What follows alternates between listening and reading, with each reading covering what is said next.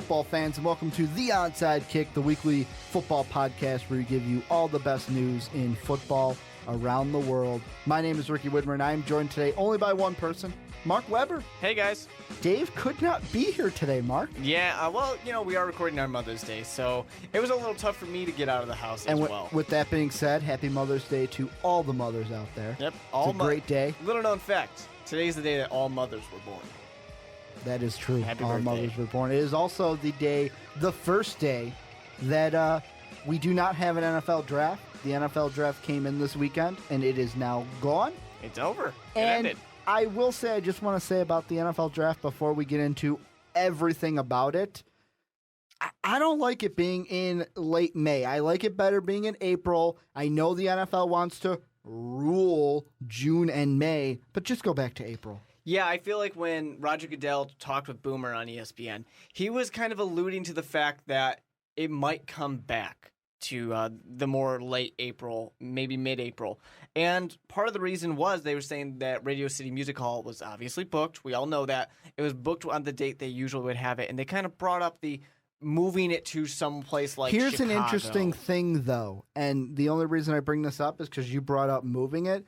The mayor of L.A. said that he'd be welcome to having the draft in L.A. Yeah, definitely. Which, for me, I'm thinking, great. Now we get a, 9 p.m. draft time because we're in L.A.? I think if it was in L.A., I think it would just be early for the West Coasters. So we're going to have it be in same time, but instead of it being 8 p.m., you're looking at it and you're like, okay, I know it's 8 o'clock in New York.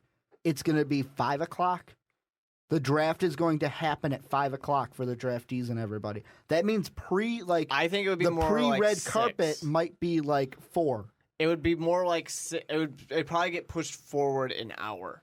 So it'd be 9 o'clock. Yeah, Eastern so I said time. 9 o'clock on the East Coast. No, you were saying 8. You were leaving it at the time it is now. Yeah, I'm saying but push it back an originally hour. I said it'd be at 9 because you got to push it forward because you got to have it later on the West Coast. Yeah. That'd be stupid. That's why I think Chicago is the more likely place to put it. You don't have to change anything. And it's a great city. We a are in wonderful Chicago city. right now. It's the best city. It's a great city. Some would say the best city in the world. I'd agree Others with that would not person. disagree with them. I would agree with that person, and I would agree with the person who doesn't disagree. But they so they were talking about it and like kind of, being open to possibly, changing cities, because it seemed like Roger Goodell acknowledged that He doesn't people like aren't being that booed. happy. He doesn't like being booed. Oh, he loves being booed. Do you remember last year, like the amount of boos he got? He loved it. This year, not very many boos. No. I was a little disappointed. But yeah, I think they are open to moving it. Another thing he did say, and we're not going to probably talk about on this podcast. Yeah. But by not maybe this season, but the following season, playoffs will in fact be expanded. It's not guaranteed, but he very strongly insinuated that it's going to happen. Yeah, I'm going to bite my tongue on it. That's a whole different story. But, I mean, one thing I do want to bring up about the draft, and this is where I think our starting point's going to be. There were quite a few quarterbacks taken in the draft. And the one that I feel, I'm just going to go out and say it, best situation among anybody, Jimmy Garoppolo, Eastern Illinois quarterback, goes to the Patriots, and I'm going to call it right now. Many have compared him, myself including, to Aaron Rodgers with his size, his arm, his hands, everything. Well, now he gets to do what Aaron Rodgers did with Brett Favre in Tom Brady. Now, I first of all got to say, you're talking about the 5th quarterback taken off the board. Second of all, he's a second rounder. And third, he's not even the guy in the best situation. The best situation, Ricky, I don't see how you don't see it, is Teddy Bridgewater.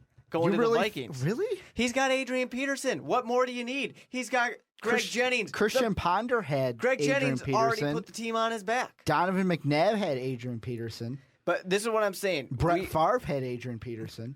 And how Brett far Favre, did he get you? I wish we had Brett Favre back. Yeah, exactly. Bring the beard back. Teddy the Bridgewater old gray has the beard. best situation. Christian Ponder was a reach. He was not first-round talent. No.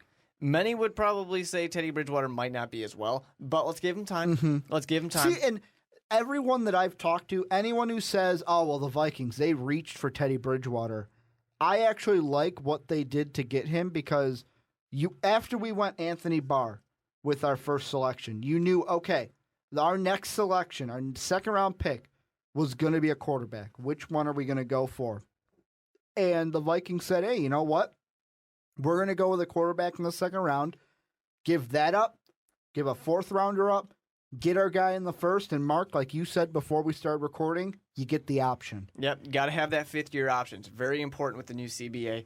Gives you all the control. And I'm surprised more teams didn't think about that. Like a team, who, well, of course, the Texans. Oakland. Yeah.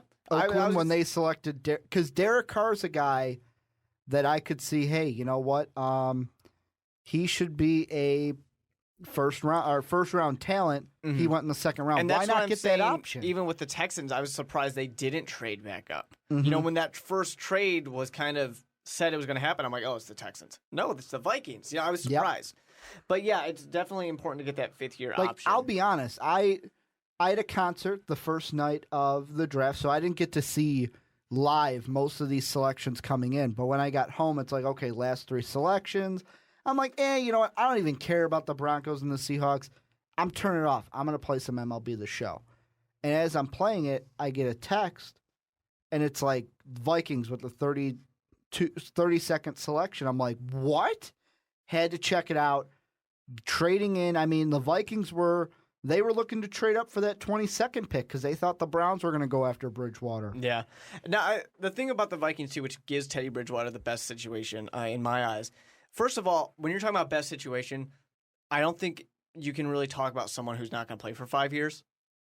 Because Tom Brady's going to play in his 40s. But I only say that about Garoppolo because with Jimmy Garoppolo, he is a quarterback. Teddy Bridgewater can step in day one and do most fine. Likely will. Johnny Manzel, Blake Bortles, even Derek Carr, I would say, can step in day one. Well, Derek Carr's got a horrible situation to step into. Well, yeah, but they can step in day one, and you can expect some decent things out of them because the programs that they come from.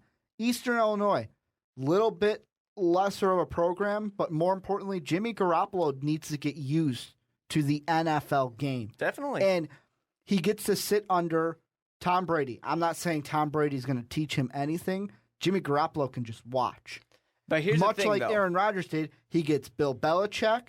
He gets a great owner in Robert Kraft who's going to do anything and everything to help his players succeed. I think we got to think, too, Ryan Mallett was this same guy just a few years ago, and now we're trading him. Yeah, but I think we might in 2 years trade Jimmy Garoppolo anywhere. This is what I think. Look at the image of Jimmy Garoppolo when he was on the stage. That smile, how he looked I'm just going to say how he looked in that suit. That's the Patriot image. That's the Tom Brady image. I don't see how Ryan Mallett's not exactly the same, though. I'm not saying he's not. I'm just saying that's why Jimmy Garoppolo got drafted in this draft. It can't be the best situation because Ryan Mallett was that same best situation, and now Ryan Mallett's going to get traded probably to a team that's not so good. Yeah, but Your best situation now is a horrible situation. When Ryan Mallett got drafted, I didn't really like Ryan Mallett. I didn't think he was going to become anything. Jimmy Garoppolo, to me, let's say Brady, for example, let's just, for the sake of argument, he's got 3 years left. In those 3 years, would you rather have a guy like Garoppolo who's going to give you more time or a guy like Mallett who will have less time because he's been in the league longer? Less time in regards to what? The contract? Like Ryan Mallett will have a new contract. He's been in the league longer, so he's going to be in the league less. I'd rather have the guy... Well, it really depends. I'd rather probably have the guy who's been in the league longer who has had more time to learn. He knows the system guaranteed. See, but that's the thing with Garoppolo. He's got that mind. He wants to learn. I feel like he can learn just as much as Mallett had in 3 seasons. I think that you're kind of underestimating and kind of belittling Ryan Mallett. The way I see it, if Ryan Mallett was going to get his chance in New England, he would have gotten it. Not with Tom Brady sitting there. He would never have a chance at Tom Brady. I'm not saying take over Tom Brady's spot, but the Patriots would have come out and not say something, but they would have made it known that Ryan Mallett's their guy. If Ryan Mallett was their guy, Jimmy Garoppolo would have never been drafted. I don't think that's how the Patriots work. Patriots go best player on the board. That's the way. That's why they're Patriots such a good team to draft. Patriots trade back, trade back. And then they take whoever's the best on the board. They don't care about the old Patriots. They wouldn't have made this pick. They would have traded back for like a bunch of 4th and 5th rounders. It was a little surprising that the Patriots actually made That's why picks early on. I feel like Garoppolo, because everyone's like he needs to learn so much about the game. He gets to do exactly what Aaron Rodgers did and sit behind one of the NFL greats. But kind of to move on, a quarterback that I feel like you said Derek Carr, but a quarterback that I feel is in a interesting situation, Blake Bortles, Jacksonville. Yeah, definitely. Well, Blake Bortles, I don't like to call things reaches only because, in 5 years, what we think of as a reach very well could be perfect. See, and that's a thing I'm just going to throw out there. I ended my student teaching time this weekend. I was talking to my cooperating teacher about the draft, and he's like, you know what? All these grades, all the A's, B's that you're throwing out there, who cares if Blake Bortles an A now? He could turn up to be an F in 5 years. Sure, definitely. Other way around as well.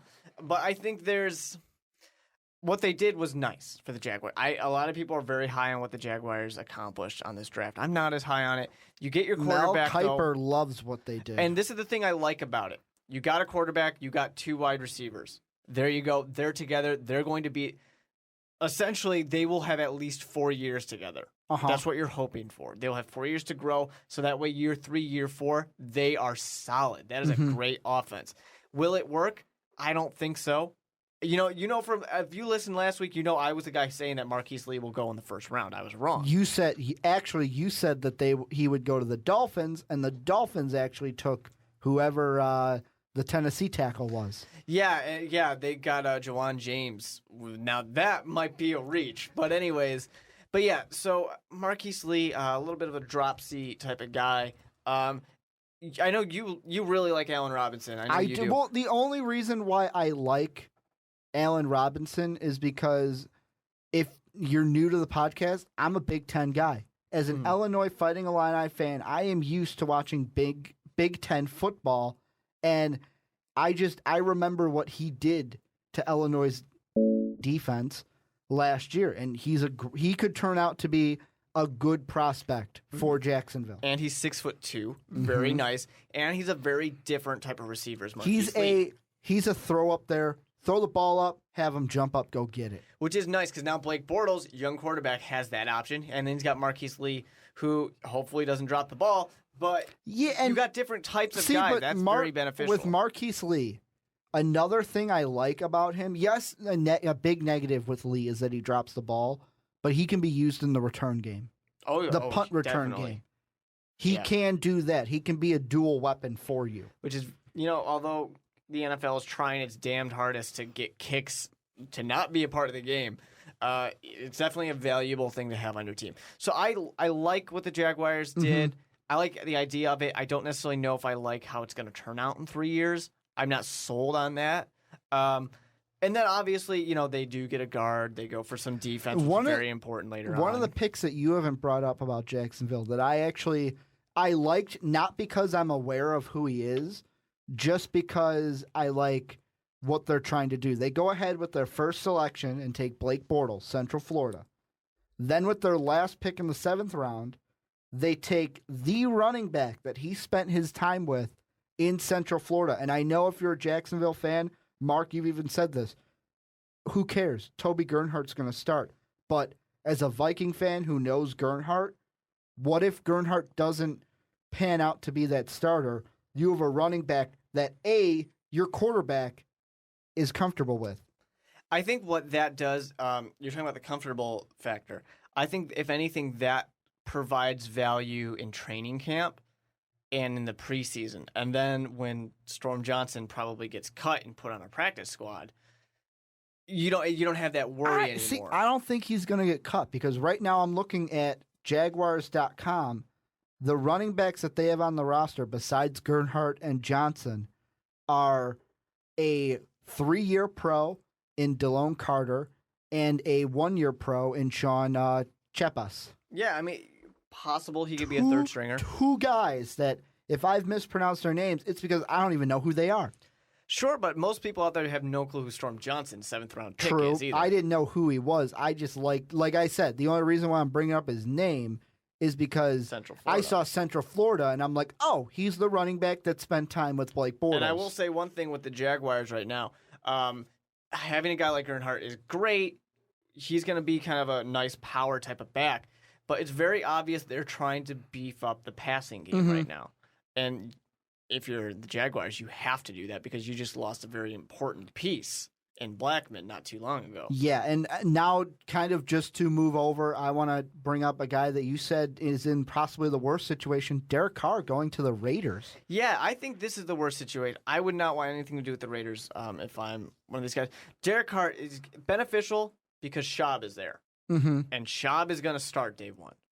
That is a fact. There's no question about Derek Carr taking that job. There's only one thing, and I'm going to interject just to say what I like about this pick. Carr went to Fresno State from California, gets to stay a comfortability level, gets to stay in Cali. Sure. That's what I like about it. Sure. I think the thing that kind of concerns me a little bit for Derek Carr, you like the idea that he's behind a veteran, but how long is he going to be behind that veteran?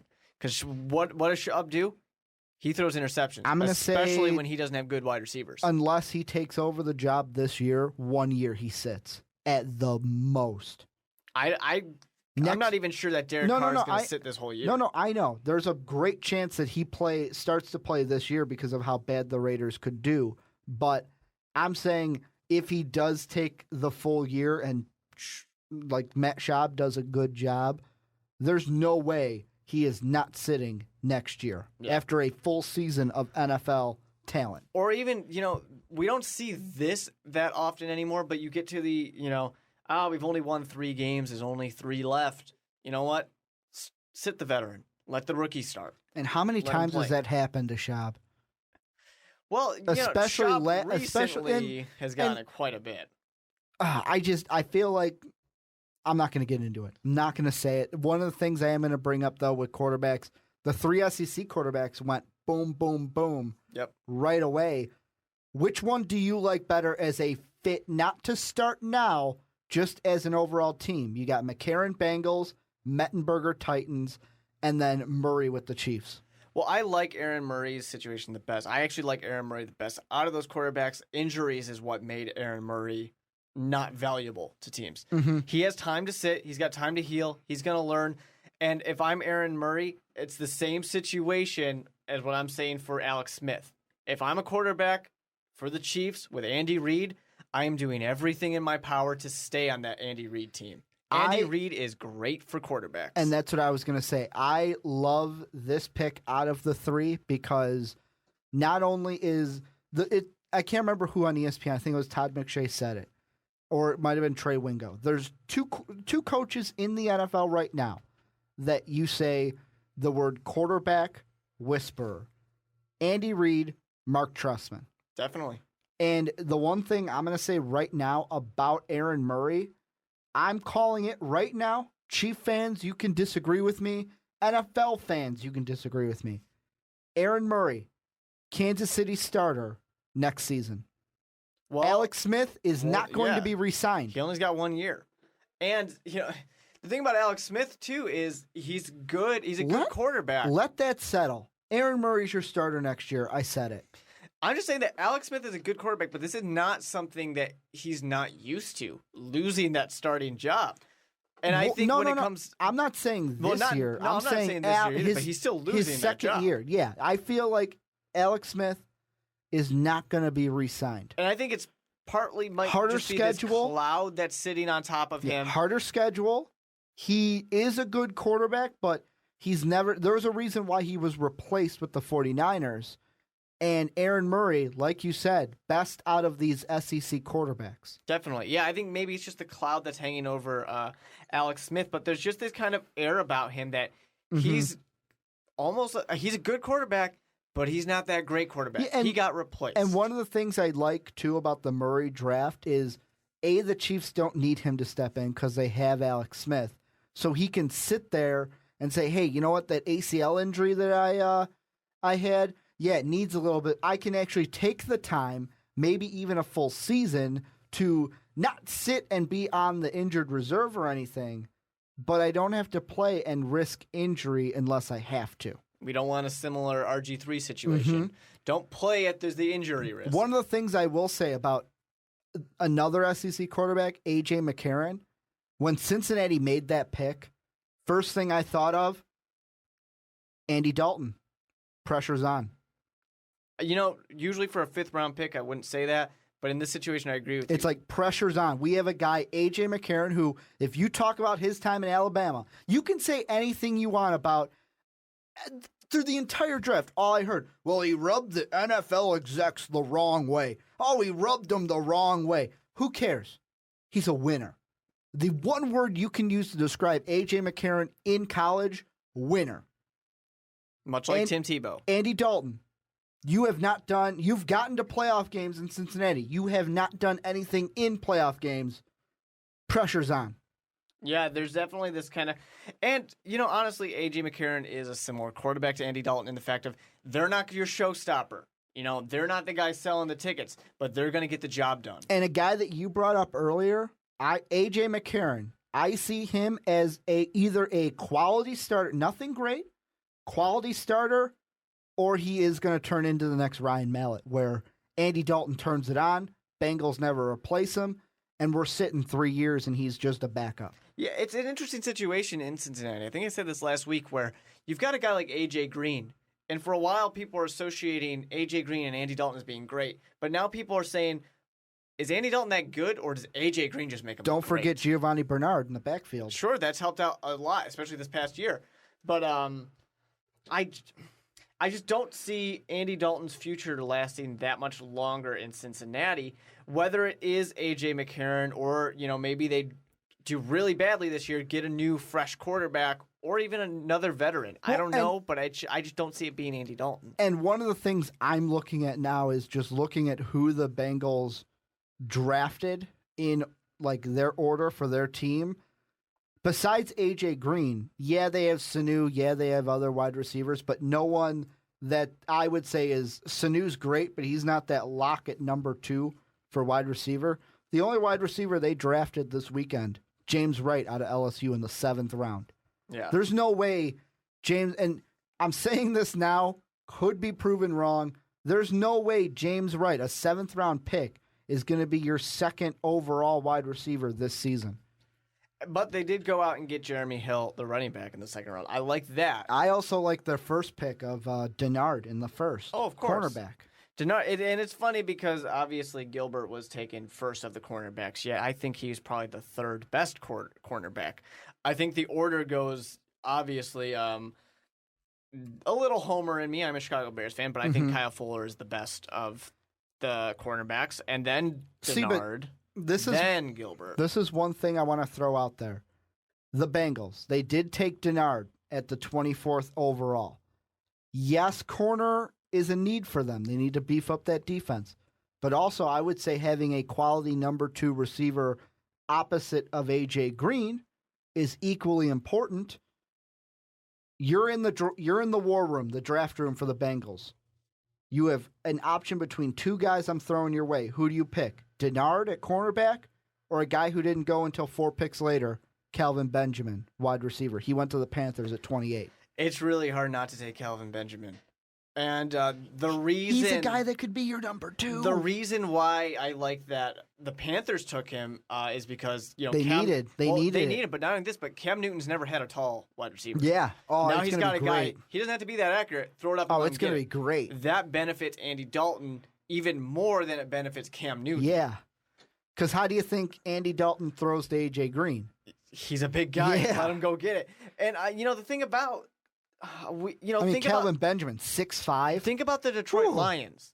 For how long have the Detroit Lions not been good enough because they only have Megatron? And Reggie Bush has been phenomenal for them this past year, but they only have a number 1. They're still trying to find the number 2 receiver. Maybe they did it this year, probably not. And that's the same situation that the Bengals are in. They got a good, solid defense, and they are fixing the defense in the fewer flaws that it had. Yet you still only have one guy. We can double, we can triple team him, and you're not going to win playoff games. Yeah. You're not going to go anywhere. And that's just a problem. I'm not saying that I like the pick for Denard. I think he's a good pick. Calvin Benjamin was probably a better pick. But I don't know. They obviously saw the bigger fit, the bigger need with Denard. And I'm looking at right now, if we go through all these quarterbacks that were selected, we're going to be here all day. There were many, like, what I'm just thinking of, quick, just throw out their notes. Logan Thomas drafted by the Cardinals. What? Why? Tom Savage, I'm going to bring this up later. Tom Savage drafted by Houston. We're going to talk about that. But what I want to bring up right now to kind of end our quarterback conversation, Johnny Football, Cleveland, 22. He joins the names of Brady Quinn and Brandon Weeden to have that, hey, I was selected 22nd overall by the Browns. Johnny Cleveland's here. Third time's the charm. The first two didn't work out well at all, but hey, we got this guy now. 1,500 tickets sold right after you draft him. The day after you draft him. Yeah, definitely. And it's funny, we've gone 25 minutes without talking about Johnny Football. That's pretty impressive. Got to save the best for last, right? Yeah. Well, in this case, probably he was the best. But yeah, here's the thing. Okay, he was falling, and he was free falling. Well, you were the one that actually got to watch the free fall and in there action. you could see the look on his face. Was it worse than Brady happy. Quinn or Geno Smith? Because I've mentioned No, Geno Smith is probably the worst. We've mentioned those names before the draft with any of the quarterbacks just falling. Mm-hmm. And I think Geno Smith is the worst because nobody has. Because he fell out of the entire first round, and nobody has quite the same. I'm not coming back tomorrow. True. And then he came back. And then the Jets took him. But when it comes to Johnny Football, here's the thing. This goes one of two ways. Either it puts that chip on his shoulder and he lets everybody know, I was taking 22 overall. Well, you know what? I'm going to make all you 21 teams before me regret that, even though, there's some doubles in there, but whatever. Or it goes, what I think it will go, because after seeing some, him talking afterwards, I think this is the direction it was going. He kind of got humbled a little bit. Mm-hmm. Blake Bortles got picked before me. I've been sitting here all this time. All these teams didn't want me. I've got some work to do. I got to take this seriously. I feel like with Johnny Football, we talked about this, Mark, before we started recording the podcast. Looking at Jacksonville, you take Bortles. Bortles isn't going to take the tarps off the seats. Johnny Football is going to take the tarps off the seats. I even thought of it just going into this week after we made our mock draft for the first round was, either if you love or hate Johnny Football, the one thing that he's going to do for your team, he's going to sell tickets. Definitely. He's a money machine. You can call him Johnny Cash if you wanted to, because that's all he's going to do. Maybe if he played for a team that wore black, is make you money. If he played for the Raiders, well, Johnny Cash going on. But I feel like Cleveland made the right decision by getting Johnny Manzel. But here's the thing, though. Let me finish. The Cowboys. Yes, you have Tony Romo. Should have pushed that button. When it comes should have made that money. Talking about taking tarps off seats, I like what David Caldwell did. GM of the Jaguars. He has said before, no interest in Tim Tebow. We don't want that gimmick here. And he's showing some consistency, saying we don't want the Johnny Football gimmick in Jaguar territory over here. We want a guy like Blake Bortles. We're not going to take the tarps off because we got a guy selling tickets. We got it because we got a team selling tickets because we're going to build a good team. That's what I think the Jaguars are going for. Yeah. Now to get to your Cowboys topic. But I mean, I'm just going to combat that really quickly. I mean, you got to start somewhere. And I think what they're saying is they're going old school football, saying we are okay with waiting 3 years. How I would combat that is Johnny Football gets him in the door. That team that you built, that gets him to stay. Possible. But I think the way they're doing it is very consistent with the way he wants it. We're building this team. I'm not saying it's a bad way. I'm just saying Johnny Football gets those people into the door. That team that you're supposedly building, that gets them to stay. And people see the team, they go, "Oh, I like this team." Moving over to your Cowboys, Jerry Jones. I'm almost surprised they didn't. It would have been an awful decision. That team is a mess. It will never stop being a mess until Jerry Jones gets his death grip off the neck. I just don't feel like I don't understand why Jerry Jones, and maybe it's because I'm trying to think like Jerry Jones, which is never a healthy thing to do. But I mean, you like Johnny Manzel, go and push that button. Sell those tickets. But the Cowboys don't have a problem selling tickets. True, but it's just how much marketability could you have Johnny Football on America's team? And you say it right there, America's team. They don't need marketability. They're done. They've got it. No, I know. They got but the Jumbotron. Yeah, but how many TV ads? How many billboard ads? How much? I mean, that goes to Johnny Football, though. That doesn't go to the Cowboys. You always go bigger. Yeah, but it's associated with the Cowboys. Jerry Jones gets his face out there. Jerry Jones gets more is out there. More is better. That's what I'm saying. And in Jerry's world, I can agree with that at times. But I think it's funny when I was watching the coverage, and they're saying, maybe they just develop a Johnny Football package. There is never a team that has a package for another quarterback and is successful. Mm-hmm. It never works in the NFL. It rarely works in college football. Mm-hmm.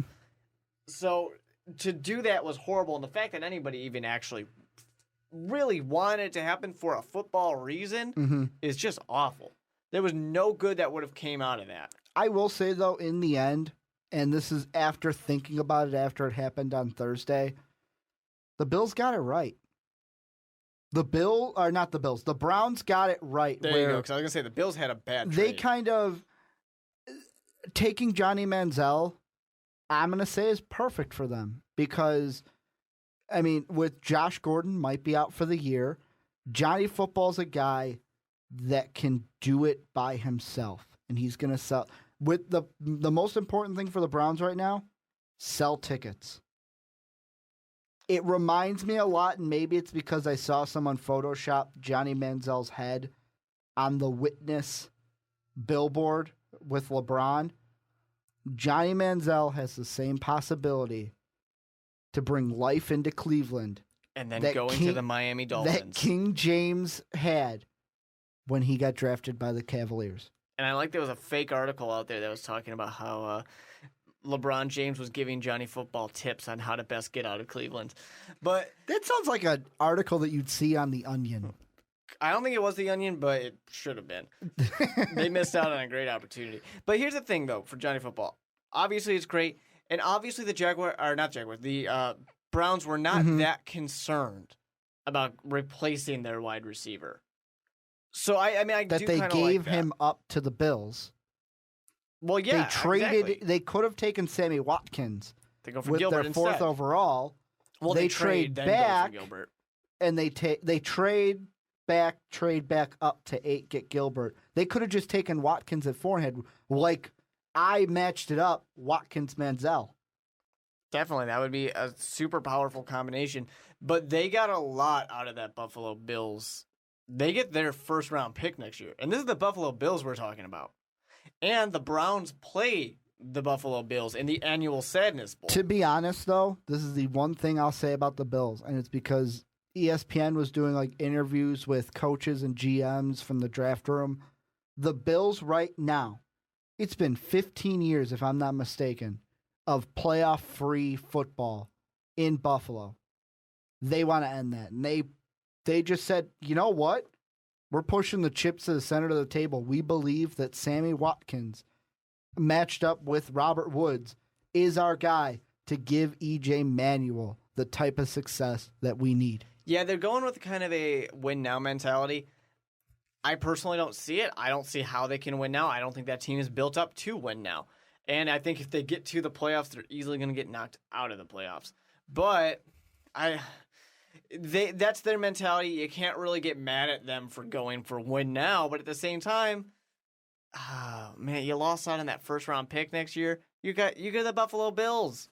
You're a perennial top 10 pick. Mm-hmm. And now you're giving it to the Browns. Once again, the Browns will have 2 first round picks next year. The Browns are building up really, really well. Well, and to go off of 2 teams that they were in the top 10 of the draft picks, especially in the first round. And last season, many people didn't expect them to end that way.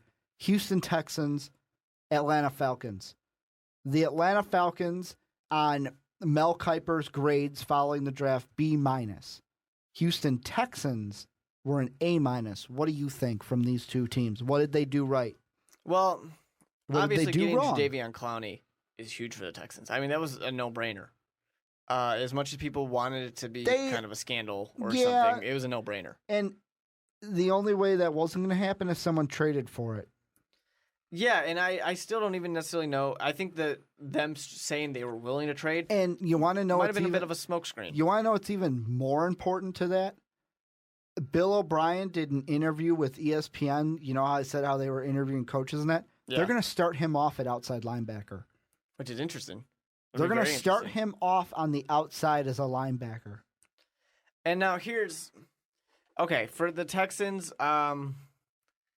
that's a great start for them. Obviously, Clowney, even if he's not as absolutely incredible as a lot of people are expecting him to be, the generation's best pass rusher, he's still going to create a lot of attention. He's still going to have a lot going to him that makes things worse for other people. Yeah. Now, Su'a-Filo, that's good on the line. And then you go out, you get some defense. Let me ask you this. Uh-huh. Louis Nix III. Mel Kiper, and I'm quoting, says he's a steal at number 83. Were you surprised that Louis Nix fell that far to Houston? I think I was surprised, but at the same time, when it kept happening, every team was passing up on him. And I'm sitting there going, and I'm a Bears fan. We could use a defensive tackle. Nose tackle, but whatever. We could use a defensive tackle. There's something wrong, obviously. There's something that scouts and evaluators are seeing that they're going, yeah, we don't want anything to do with that. We'll let him fall.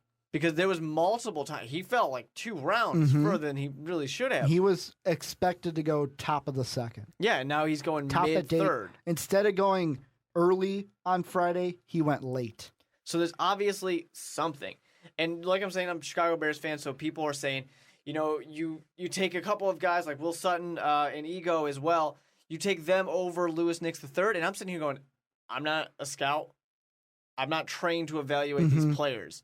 But obviously the people that saw something that they said, yeah, no thanks. And maybe it is just, for the Bears, a simple 3-4 over 4-3 type of thing. But I don't know. Louis Nix III kind of worries me a little bit if there's something going on here. Now, he's a big guy.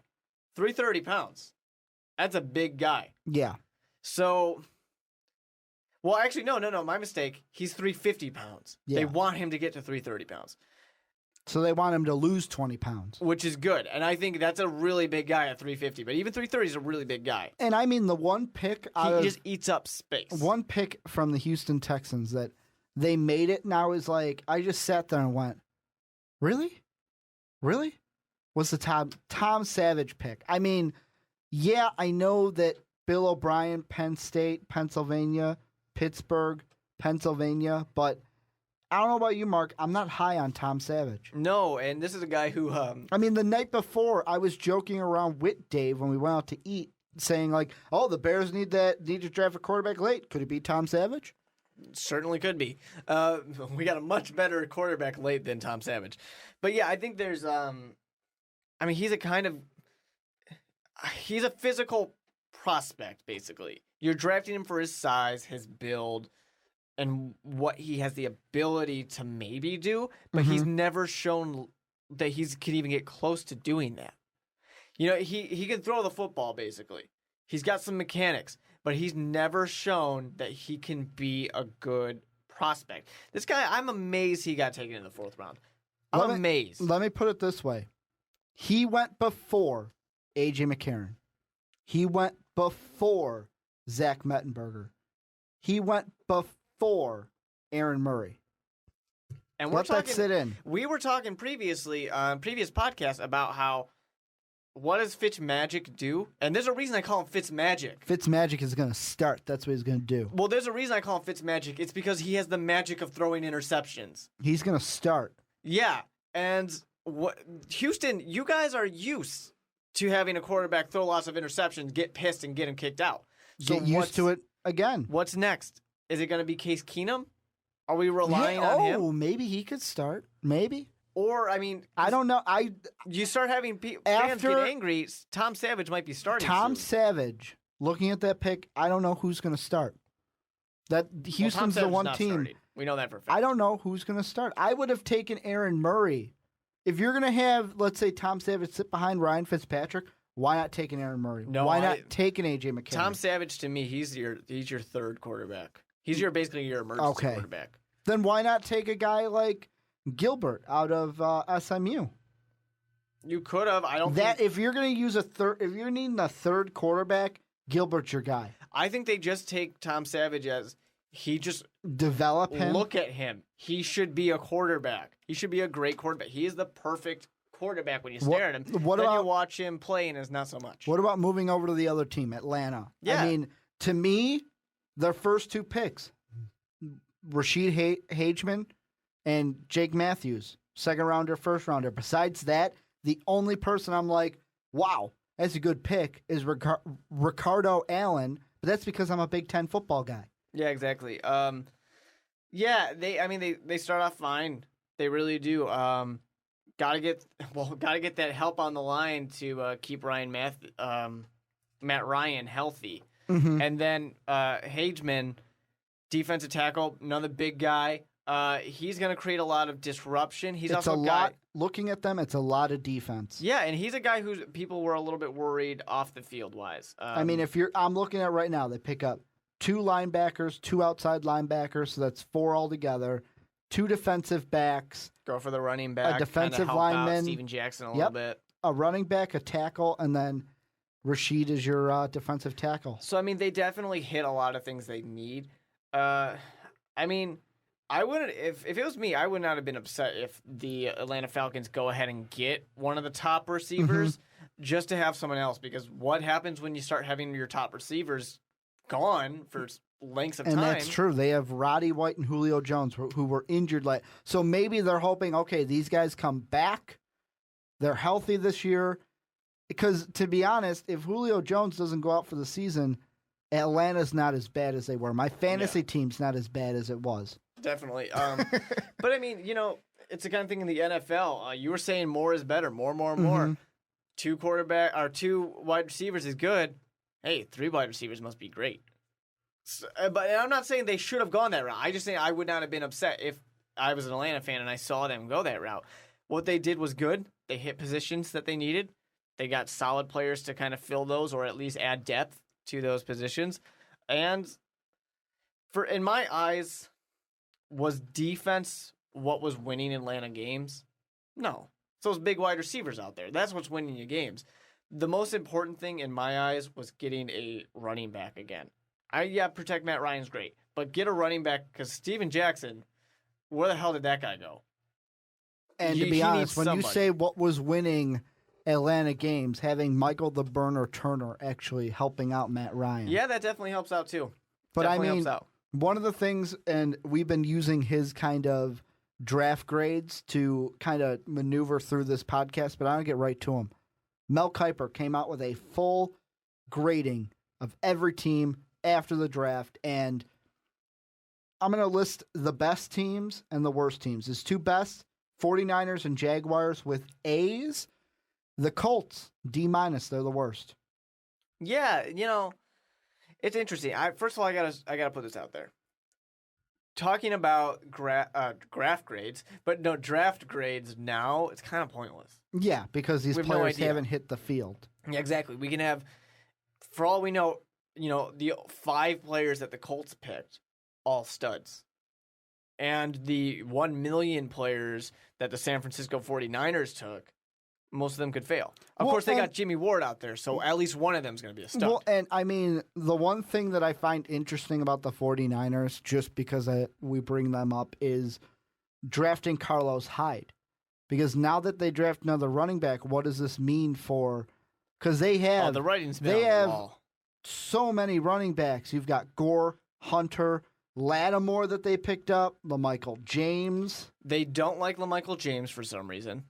I don't understand that one. You have a mobile quarterback and you got a running back. No. Really they don't like LaMichael James because Harbaugh is from Stanford, and Stanford Cardinal hates Oregon Duck. You shouldn't have drafted him. Exactly. You're the one that drafted him. Yeah. But Gore, writing's been on the wall. He's not lasting too long. Hunter, I don't think they even seem that thrilled about him. He's just been the backup role. Yeah. So you're assuming Hyde's going to come in, maybe Lattimore? Because Lattimore, at this point, where is he at from that injury? And he was just kind of a guy that they took the risk on. We have all the extra picks. Why not? Let's see what happens. So, I mean, I think Carlos Hyde really is going to come up and get a lot of carries. Gore's obviously going to be your number one guy. But, maybe for a year or two before he's done, he's just going to call it quits, hoping to have a Super Bowl ring on his hand while he does it. But, so when you got all those picks, I mean, you can afford to take risks. Or you can afford to take a bunch of defensive players at the end. But I will say, I do love some are going to say maybe it's a little high, maybe it was a second rounder, but Jimmy Ward, maybe it's because we're from Illinois and we know our NIU Huskies, but Jimmy Ward is a guy that can come in and fill in either at the safety or cornerback position for the San Francisco 49ers. Yeah, and he's gonna be a great force out there. He's a very fast, athletic guy as well. So that's gonna help out a ton in a division that has mobile quarterbacks. So you need that right there. And Jimmy Ward, he comes from a smaller conference in the MAC. People don't really respect the MAC at all, as they probably shouldn't. The MAC had not only a top 5 pick this year in Khalil Mack, but they had the first overall pick last year. Gaining a little bit of respect. But Jimmy Ward, he may have been a second-round grade. Probably could have gone in the second round, but I have no problem with that. I mean, there was a little bit of a run on safety towards the end, but if you need it, go grab him. And he's solid. No reason why he couldn't go in the first.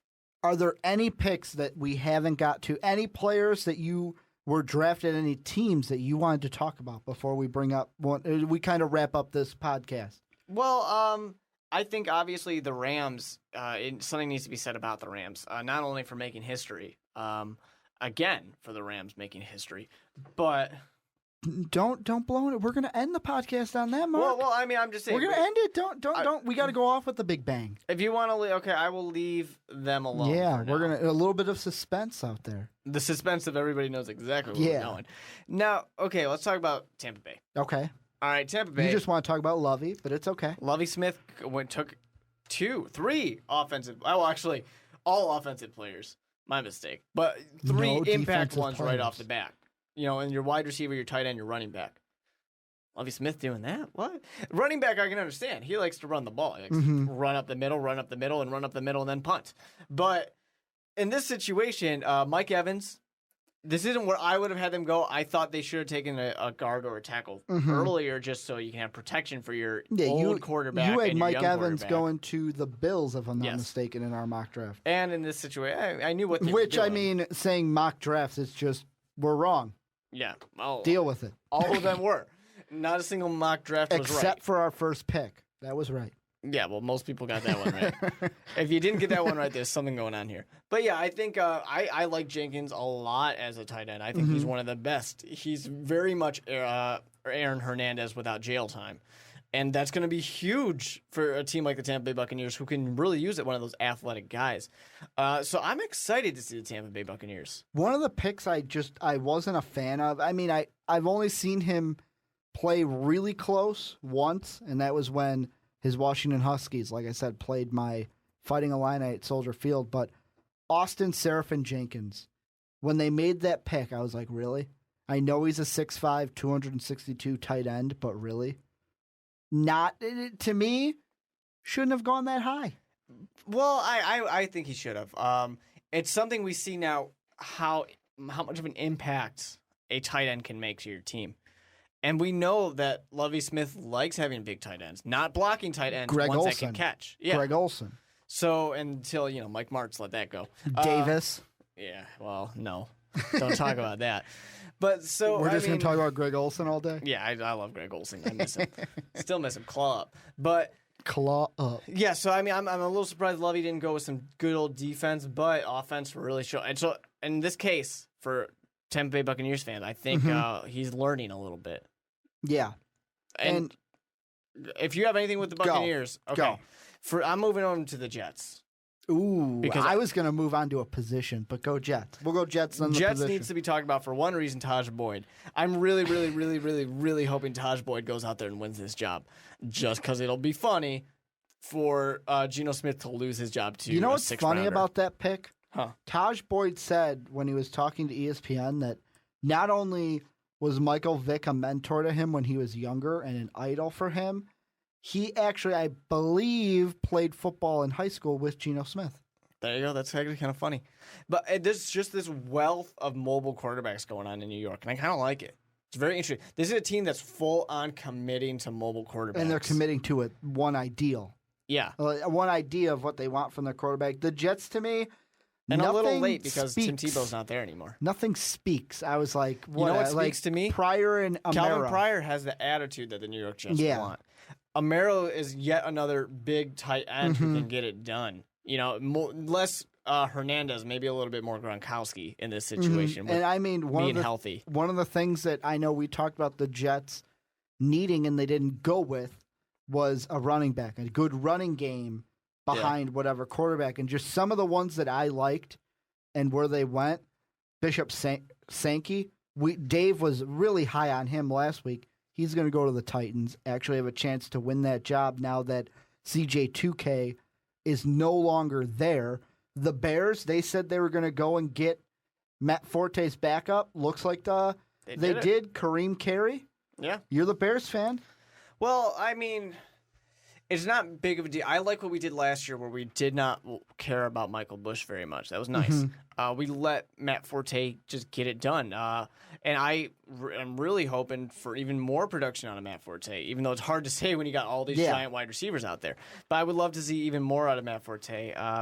And, I mean, honestly, all we really want is a guy who in the red zone can get it done because Matt Forte is not a red zone guy. Yeah. So that's all he has to do. Carry, that's all you got to do. Score those touchdowns in the red zone. The other two running backs I was going to bring up, the one I like, you have C-Strunk, however, going to the Redskins, kind of giving RG3 a little bit more comfortability. Hey, this is a guy that I worked with at Baylor.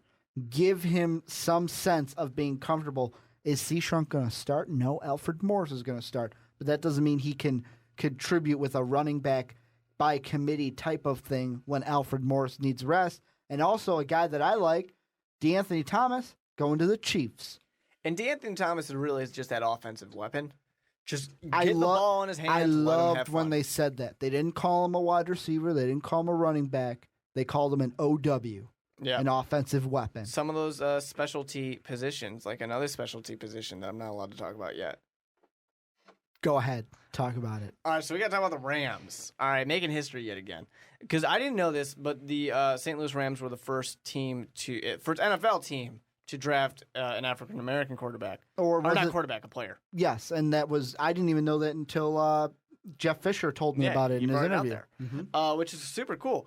Okay, what does the St. Louis Rams have to their advantage? They will sack your quarterback, and then they will sack your quarterback, and then they will sack your quarterback again, and then they will continue to sack your quarterback. And what are they going to do now with Aaron Donald and designated pass rusher, first openly gay football player drafted Michael Sam? They're going to sack your quarterback again. And a guy like that, the defensive weapon of just a designated pass rusher. Yeah, just go get him.